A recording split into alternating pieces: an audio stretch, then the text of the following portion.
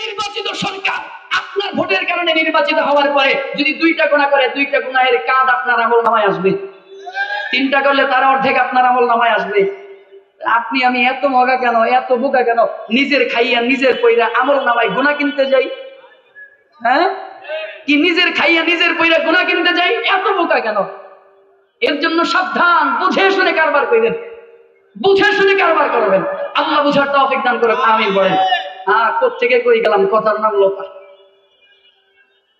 আব্দুল্লাহ বিন Hudhafa রাদিয়াল্লাহু তাআলা আনহুর কাছে খাবার চলে আসলো। ইনি বললেন, যদি খাবার না খেয়ে যদি শাহাদাতের সুধাও যদি পান করতে হয়, আমি এরপরেও এই হারাম খাদ্য পেটের মধ্যে ঢুকাবো না। এই বলে তিনি খাবারটাকে দূরে সরাইয়া দিলেন। আমিনু কামা আমানান নাস, আল্লাহ তাআলা বলে দিলেন, ঈমান যদি আনতে হয় সাহাবায়ে কেরামের মতো করে ঈমান আনয়ন করো। কেমনে ঈমান আনয়ন করবা? বলে সাহাবায়ে কেরাম কেমন ঈমানদার ছিল জানো কি বন্ধু? জানো? আর 2-4-5 মিনিটের মধ্যে শেষ করে দিব। ঈমান কেমন ছিল? আব্দুল্লাহ বিন হুযাফাকে শাস্তি দিয়েও যখন শেষ করতে পারে না, বাদশা এবার আদেশ করলেন, যাও তাকে আরো কঠিন শাস্তি দাও। কেমন শাস্তি দিবা? বলে আব্দুল্লাহর সামনে 2 জনকে দুনিয়া থেকে বিদায় করে দাও। কেমনে শাস্তি দিবা? বলে এক কাজ করো, বিশাল বড় একটা পাতিলা নিয়ে আসো, 2 জনকে নিয়ে আসো, সৈন্যদেরকে নিয়ে আসো। পাতিলা নিয়ে আসা হলো। ওই পাতিলার মধ্যে তেলকে ফুটন্ত করা হয়, গরম করা হয়। তেল এমন ফুটন্ত করা হয়,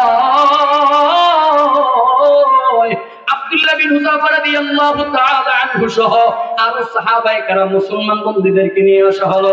আব্দুল্লাহ বিন হুযাফাকে বাদশা ডাক দিয়া বলে, আব্দুল্লাহ, এইবার যদি তুমি ঈমান না ছাড়ো তাহলে তোমাকে দুনিয়া থেকে বিদায় করে দেওয়া হবে। বলে, না না, যেই কালেমার রশি একবার গলার মধ্যে লাগাইলাম, যদি আমার ঈমানটার জন্য যদি আমার জীবনটাও যদি চলে যায়, তারপরেও সেই ঈমানের রশি আমি কোনোদিন ছাড়বো না, ছাড়তে পারবো না। এই জবাবটা পাওয়ার পরে বাদশা হেরাক্লিয়াস বলে, এক কাজ করো, আব্দুল্লাহর চোখের সামনে 2 জনকে তেলের গরম তেলের মধ্যে ফালাইয়া দাও। জানো কি বন্ধু? জানো, আব্দুল্লাহ বিন হুযাফা রাদিয়াল্লাহু তাআলা আনহুর চোখের সামনে 2 জন মুসলমান বন্দীকে যখন গরম তেলের মধ্যে ফালাইয়া দেওয়া হয়, চোখের সামনে 2 জন সাহাবী একেবারে ফুটন্ত তেলের মধ্যে কেমন যেন দুনিয়া থেকে বিদায় হয়ে গেল। হাড্ডি থেকে গোশতগুলো আলাদা হয়ে গেল, চোখের পলকে হাড্ডিগুলো, কঙ্কালগুলো তেলের মধ্যে ভেসে উঠল। আব্দুল্লাহ বিন হুযাফার চোখে পানি। এবার আব্দুল্লাহকে বলা হলো, আব্দুল্লাহ, তোমার পালা, বলো তুমি ঈমান ছাড়বা কিনা বলো। আব্দুল্লাহ বলে, না না, আমি ঈমান ছাড়তে পারবো না, ঈমান ছাড়বো না। আব্দুল্লাহকে বলা হলো, যদি ঈমান না ছাড়ো, কেন তুমি কাঁদো, কেন তুমি কান্না করো? তোমার পালা, তোমাকে ফেলে দেওয়া হবে। কেন তুমি চোখের পানি ছেড়ে ছেড়ে কাঁদো?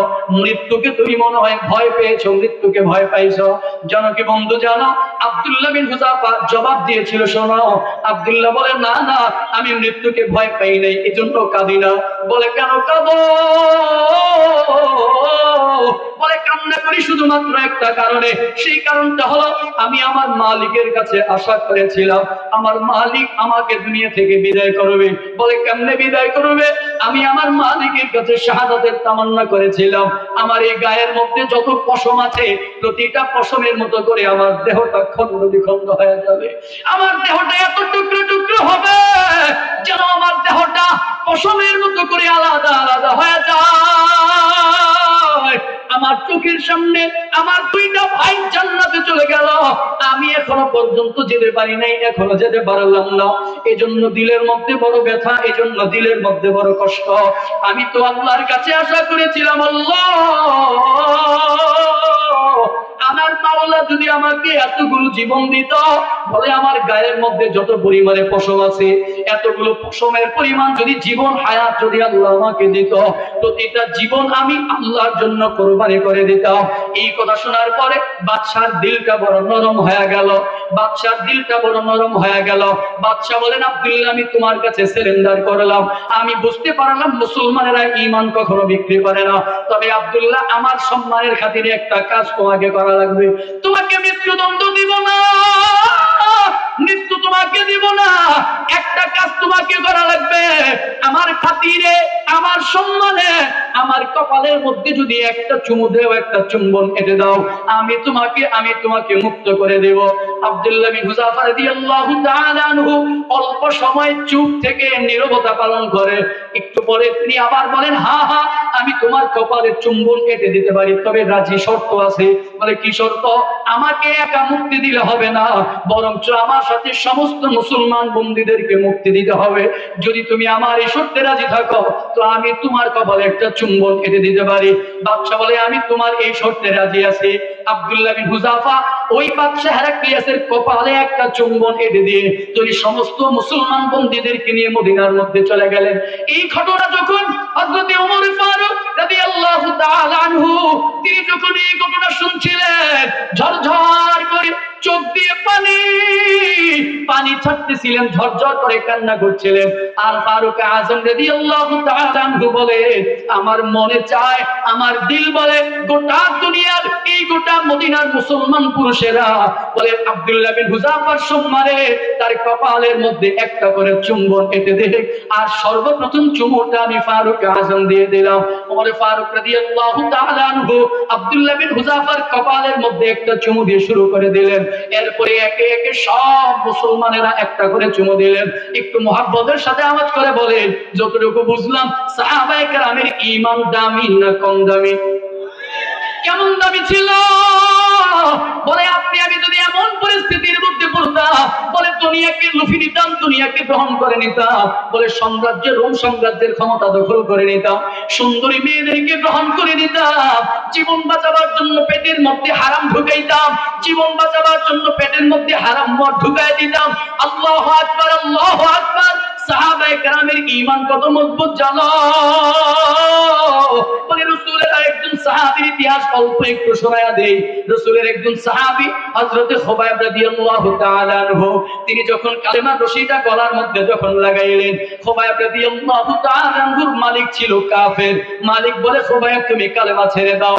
খুবাইব বলে, না না, যে কালেমার রশি একবার গলার মধ্যে লাগাইলাম, আমার জীবনটাও যদি চলে যায় সেই কালেমা কোনোদিন ছাড়তে পারবো না। বলে, তাই যদি হয় যাও, তাকে শাস্তি দেওয়ার ব্যবস্থা করো। শাস্তি দেওয়ার জন্য খুবাইব রাদিয়াল্লাহু তাআলা আনহুকে নিয়ে মরুভূমির মধ্যে নিয়ে যাওয়া হয়। সমস্ত শরীর থেকে কাপড়গুলো খুইলা, দুপুরবেলা মরুভূমির ইতিহাস আমরা যারা জানি, খালি পায়ে মরুভূমির মধ্যে পা রাখা যায় না। ওই উত্তপ্ত রৌদ্রের মধ্যে পা রাখলে পায়ের মধ্যে ফোসকা পড়ে যায়, ফোসকা পড়ে যায়। ওই উত্তপ্ত রৌদ্রের মধ্যে খুবাইব রাদিয়াল্লাহু তাআলা আনহুকে চিৎ করা শোয়াইয়া বুকের মধ্যে পাথর দিয়ে, লেপের মতো করে পাথর দিয়ে চাপা দিয়ে দেওয়া হয়। দূর থেকে অবলক্ষণ করে, দূর থেকে তাকায় তাকায় দেখলেন আব্দুল্লাহ বের হয়েছে। খুবাইব রাদিয়াল্লাহু তাআলা আনহুর ঠোঁট দুইটা নড়াচড়া করে। মুশরিকেরা মনে করলো খুবাইব ঈমান ছেড়ে দিছে।